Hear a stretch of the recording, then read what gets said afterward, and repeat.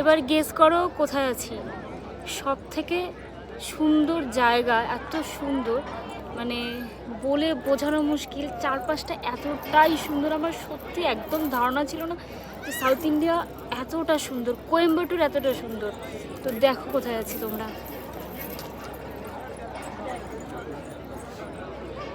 দেখো এর থেকে ভালো সুন্দর মানে ভগবানের জায়গা। আদি যোগী আমরা গতকাল রাতে এসেছি, কিন্তু এসেও আমাদের মনে হচ্ছে যে আরেকটু টাইম পেলে হয়তো আমাদের ভালো লাগতো। আমরা যে আশ্রম থেকে এক্ষুনি এলাম, বল আদি যোগীর আশ্রম, তো ওখানে তো মনে হচ্ছে যে মোটামুটি 4-5 দিন থাকতে পারলে খুবই ভালো হতো। হ্যাঁ, ভেতরটা এত সুন্দর, কোয়াইট, সবাই মেডিটেশন করছে, ধ্যান করছে, যোগা করছে, ধ্যানলিঙ্গম আছে, পুজো করছে, মানে অসাধারণ অসাধারণ, মানে এক্সপিরিয়েন্স, মানে না দেখলে। ভেতরে ফোন অ্যালাউ নেই একদমই, হ্যাঁ, একদমই ফোন অ্যালাউ নেই ভেতরে। অ্যালাউ না করাটাই ভালো, ফোন অ্যালাউ হলে এতটা ভালো থাকতো না। সবাই এত সুন্দর মানে মেনটেন করছে ভেতরটা, যে দেখে এত ভালো লাগছে, মানে আলাদাই শান্তি। এগুলো ফোনে ভিডিওতে এত কিছু আসে না, মানে অসাধারণ লাগছে এগুলো।